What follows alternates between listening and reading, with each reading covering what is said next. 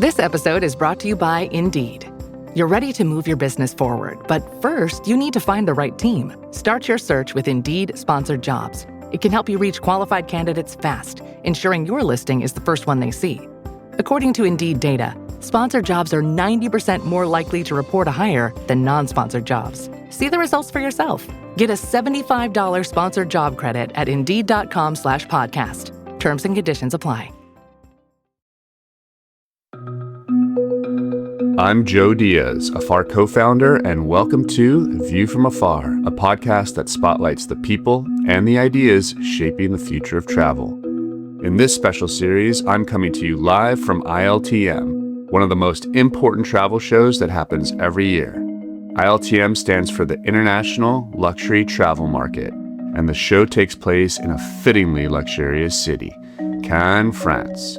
The conversations that happen here influence how we think about travel for years to come. Afar editor-in-chief Julia Cosgrove and I sat down with leaders across the travel industry, from visionary hoteliers to destination innovators, to discuss the trends, challenges, and ideas that are driving hospitality forward. We want to understand what truly motivates these leaders, how their personal stories, values, and visions shape the experiences they create for travelers. Be sure to follow the show to hear all our conversations from ILTM. In this episode, I'm sitting down with Matthew Upchurch, the CEO of Virtuoso, one of the world's leading luxury travel networks. For more than 4 decades, Matthew has been a driving force behind how high-end travel is sold, experienced, and understood. Under his leadership, Virtuoso has grown into a global community of advisors, partners, and travelers. He's been a vocal advocate for human connection in an increasingly digital world, championing the role of trusted advisors and the enduring value of transformative, purpose-driven travel. We talk about how the luxury sector is evolving, what personalization really means today, and where he sees the next opportunities for meaningful travel experiences.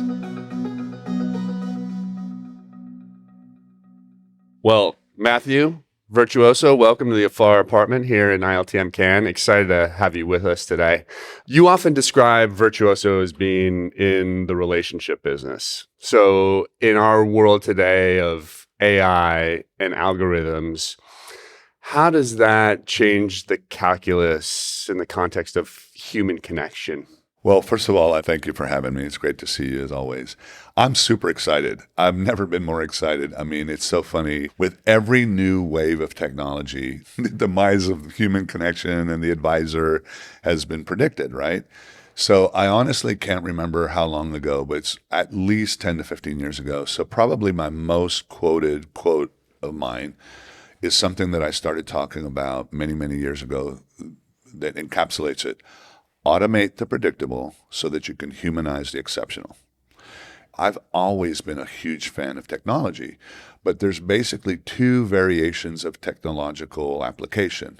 That which is to gain efficiency, which can be a euphemism for how many human beings can we remove from the process so we can increase our margins, Sure, or speed or whatever it is. And the other is the application of technology to enhance who we are as humans, what we do, what makes us special. And so, I talked about that back, when the OTAs were born, when social media was born, I mean, all this kind of stuff. But what AI is going to become and is the mother of all automate the predictable, right? What's super interesting now is what does it mean to humanize the exceptional? So we had Will Guidara as our keynote this year. And Love it was Will. awesome because he had such a great line, which is, how everybody out talks about, it's all about service. No, it's all about hospitality. But I love his definition of it. Service is that thing you do. Hospitality is how you make somebody feel doing that thing you do. So actually, service can be replaced. And in some cases, automation and things like that can be better service, quite frankly, than human service. So I'm super excited, and we're going into, there's all kinds of things that are doing, because now the ability of advisors to leverage AI, I mean, so many people, last night, a fairly senior person said, we're going to Brazil, and my daughters who are in their 20s said, Dad, we've been using this agency, whatever, give us an hour, and they came back with this incredible itinerary and all that. Yeah, that's great, but who are the people behind it? It's no longer, can you find a guide, but you don't have my guide, and they don't have the relationships that we have. So I'm very, very bullish. So give me an example, humanizing the exceptional.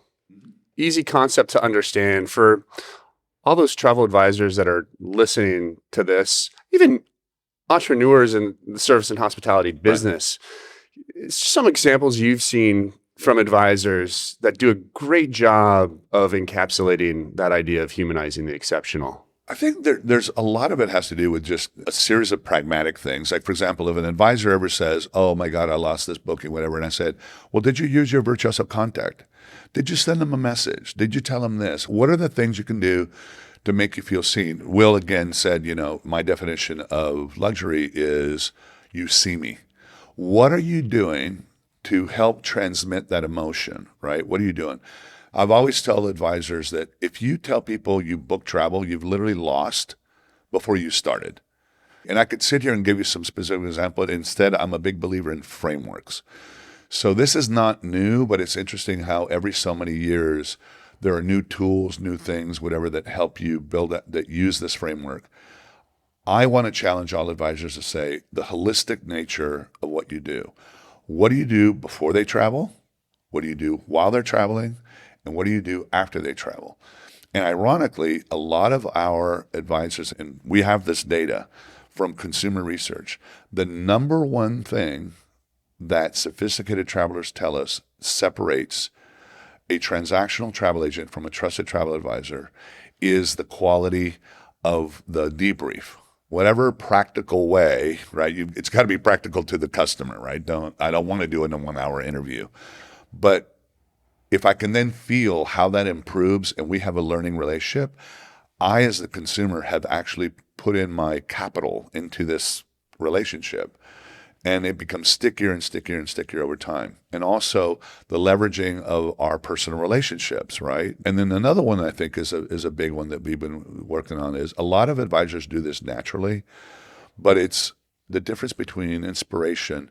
So for example, a lot of advisors, again, with this whole debrief thing, they talk about how do I help people be more conscious about what they're doing in the future? How do I help take what they love, introduce other things so that people can be a little bit more purposeful in having a framework of how to optimize their most valuable non-renewable asset, their free leisure time. I love the idea of the debrief. I think it's a powerful one, this idea of being able to circle back and really get into your client's life, understanding what they love, what they didn't, and being able to just continue to take that to the next level. And I think people, especially today, forget, like, they get the business, but that's just the beginning. I think one of the most powerful things that why I've enjoyed the Virtuoso community is we really truly believe there's more in sharing than there is to keeping yourself. Why do tech companies always talk in terms of domination? Because it's actually possible to be 90% of search.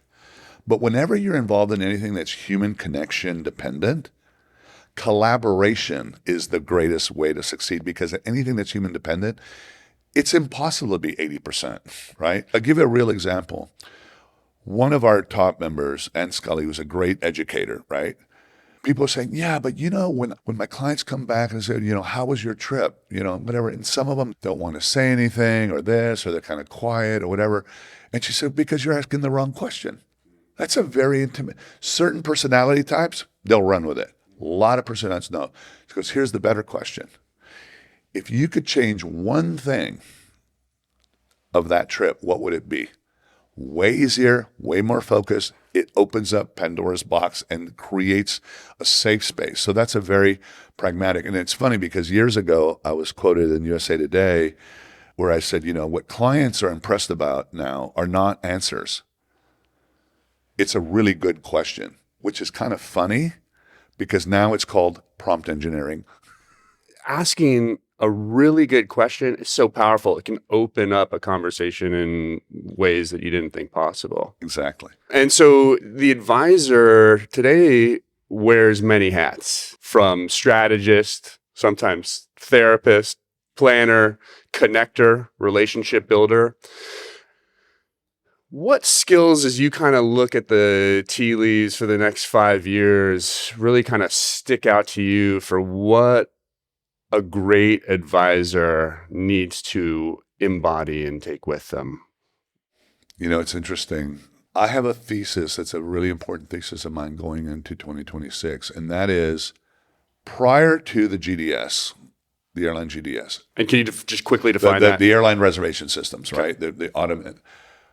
Travel agents in the 50s and the 60s, right, actually were true travel advisors. Do you know that more people booked direct with partners in the 50s and 60s than they do today? Because there were no OTAs. All travel was luxury. Pan Am was white glove service. There wasn't price complexity. Airfares were regulated by governments. You flew on Pan Am, you flew on BOAC, it was the same rate. So to be a travel agent in the 50s and 60s meant, why do I need you? I know Claridge's customer. I know Ronald Jones, GM or whatever. So community knowledge, relationships. Most innovation is not invention. It's kind of looking at how things change, language, new skill sets, new things, new technologies, resequencing things, right? So the reason I say that is then the GDS came along. Thousands of people were hired as travel agents, but really they were human biological interfaces to the scripting language. And the number of travel agencies went from 4,000 to 44,000. Then the OTAs are born. There's a forest fire of, and I don't mean to be rude or unkind, but a forest fire of people that were called travel agents that were human ATMs, and they get replaced, right? But the people who were truly advisors not only not get replaced, they start to build what they're doing. Then we had in the early 2000s when iPhone and social media were born, all of a sudden the profession got unchained from the desk. Then we started attracting a whole new level of professional that didn't want to sit in an office.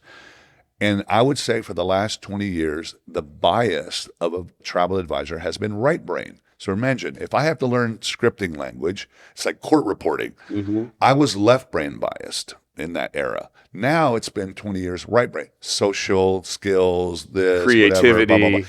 Everybody has to have a little bit of right brain, left brain skills, right? I actually think one of the things that is a really cool idea for the future is I think we need to do for the left brain side of the business what we did for travel advisors. I don't know whether they're logistics people, whatever, but I think unique ability teams are going to become really important, because if I'm really good at relationships and this, that, and the other, I'm probably normally not as good on the logistics side or the process side or whatever. That's why I'm a big believer. What is the framework?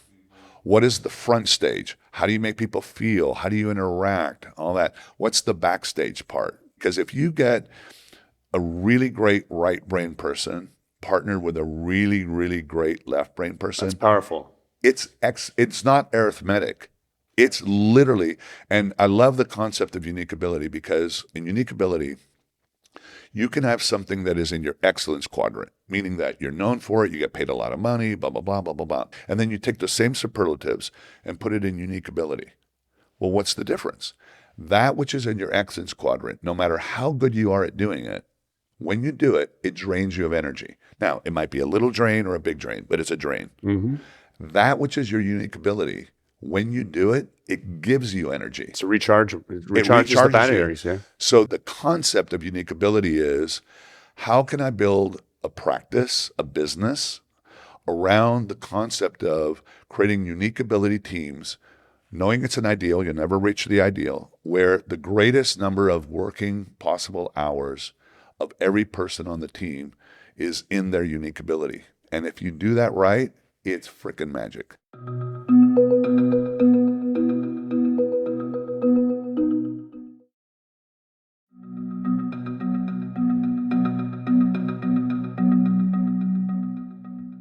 You talked a little, about this idea of automating the predictable, maybe another dimension too, especially given the world we live in, is being able to delegate so much more outsource it out. the things that you're not good at, right? Exactly. I'm turning 64 next year. I've been doing this for 40 years. I am so grateful to the people that raised me, that helped me. But a person that's become a good friend, and I love him, is Chip Conley. And Chip wrote the book, and Chip wrote the Wisdom at Work, Making the Modern Elder. One of the other subjects I love is intergenerational collaboration. So Chip makes this concept that I actually totally agree with. When you mix multi-generations, younger people, older people, whatever, and you create a really great environment, it creates magic. Because as Chip said in that book, I'll lend you some of my EQ for some of your DQ, right? My emotional intelligence for your digital intelligence. And what I found is, as Virtuoso focused on bringing in new talent for the last 20 some odd years, what I didn't fully expect was that the arrival of new talent, younger talent, extended the lifetime of our veterans. Because all of a sudden, it's like, this is exciting. And now all of a sudden I have, and whether it's younger people, I never thought my daughter would quit her job at Pfizer and move back to Michigan.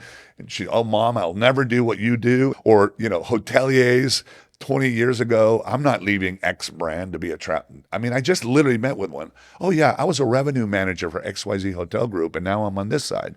Super fun. There's a lot of transformation that has happened at Virtuoso Travel Week that you do every year in Vegas. But as someone who regularly attends, I think that's one of the things I've noticed the most. If you say, what's changed the most at, Travel Week in the last decade? It's just this next generation of advisors. It's a younger group that brings a new energy, a new perspective, and that just shows you the vibrancy of the space that you get to play in. The thing is that it's not a zero-sum game. So here's what's interesting. I had one of our members, shall we name this, but he's very funny. I think we were just coming out of the pandemic. He goes, Matthew, would you tell some of our older members, for God's sakes, quit talking about the millennials like they're kids? For Pete's sake, they have kids. Yeah. Right? Yeah. They have kids. They're not kids anymore. And I said, you're right, et cetera. I said, but you know what? Here's the thing. Right now, millennials, the major part of the workforce or whatever, but you know who the wealthiest group, not generation, you know what the wealthiest cohort of American consumers, and now we have members all over the world now, but in the U.S., you know what the wealthiest cohort of American consumers is going to be in the next 15 years? Share with us. Single women over 65. Wow. Bar none. So the point is, what I always tell our partners and everybody is that it's not a millennials versus this, whatever. I'm now starting to talk to not the GMs, not the brands, but like the hotel owners, the revenue. I said, because one of the reasons we're doing so well is that the diversity of our advisors mirrors the diversity of our clients. So the reality is, why do we have Gen Z clients? Because we have Gen Z advisors. Why do we have amazing matriarchs that are in their 70s and 80s and are incredible? And by the way, spending $250,000, $500,000 a year, taking the whole family somewhere or whatever, because we have amazing matriarchs and people like to identify with that. Let's talk a little bit about that traveler. Obviously, the last 5 years has been pretty insane. I think it's fair to say we're in a post-pandemic boom when it comes to higher end luxury travel. What are some of the things you and your team are seeing in terms of the changes that the affluent traveler, the luxury traveler, somebody that likes to travel at that level is asking for that they weren't necessarily asking for in 2019? Has there been any remarkable shifts for you? Is it more of the same? What's your team seeing when it comes to that idea? I'm a big framework person, right? I love frameworks because in order to be creative, really good frameworks give you a language and a way to be creative. So I would start with the fundamental thing that is accelerated, which is what I call the creative tension of the sophisticated luxury experiential traveler. And that is the creative tension between wanting to go back to places I adore and I love and I feel a connection with the desire to see something new. And so what's interesting about that is if it is the place I've been going to or whatever, what is interesting there is what's new? How do I see it differently? How do I engage differently?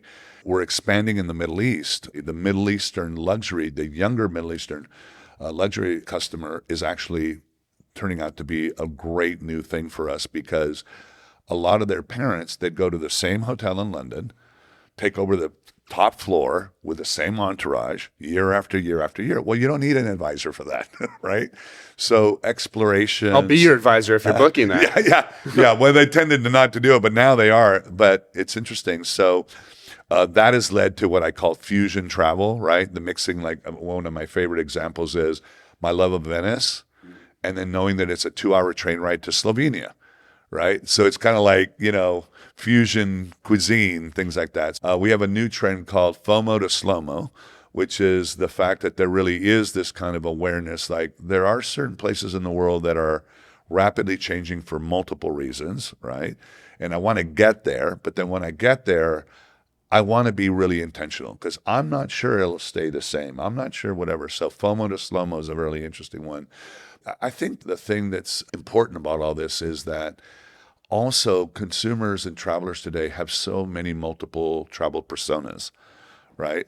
There is no such thing as Matthew the traveler.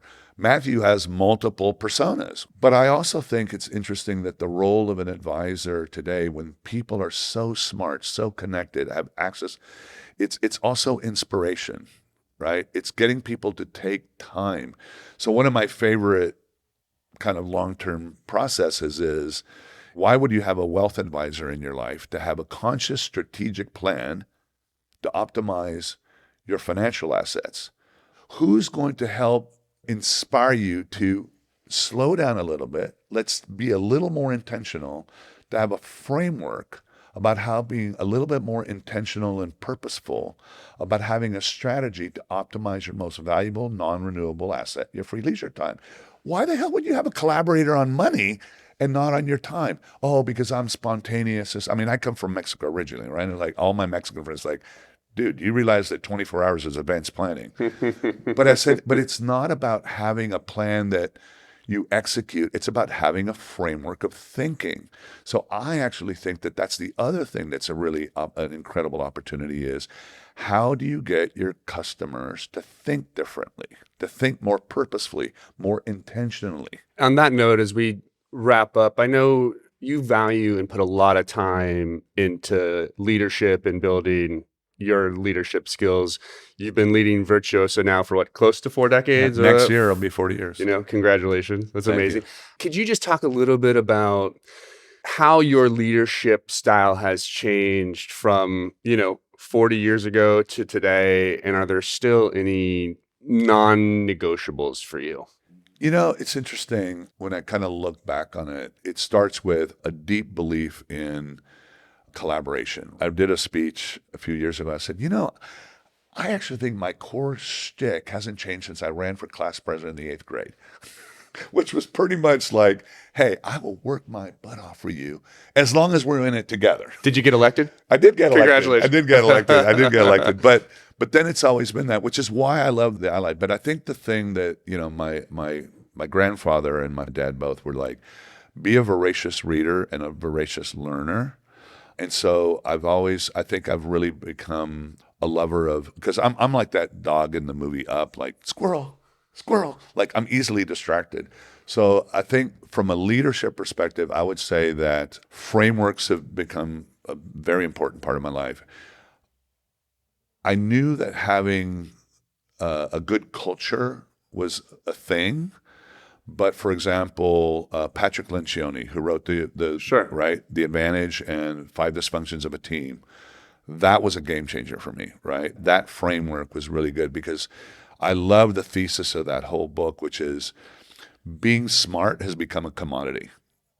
You have to be organizationally healthy in order to succeed. And so for me, the ability to get human beings to have healthy conflict, the ability to agree to disagree. And so I think my leadership has evolved from the perspective of constantly wanting to learn and constantly trying to tweak frameworks. Just because I say something doesn't mean people understand it, right? How to ask better questions, how to build better teams that complement each other. That's probably the most important thing that I've learned. Well, thank you for teaching us today. It's been a privilege. It's always fun. I feel like we could do this for 2 hours. And so thank you, Matthew, and hopefully get you on soon. Thank you. Thanks for joining us for this special episode of View from Afar, recorded live at ILTM in Cannes. In the show notes, you'll find links to everything we discussed today, as well as Virtuoso's website and social media handles. And be sure to follow along this week to hear more interviews with industry experts. You can find more Views from Afar on afar.com, and be sure to follow us on Instagram and TikTok. We're at Afar Media. If you've enjoyed today's exploration, I hope you'll come back for more great interviews.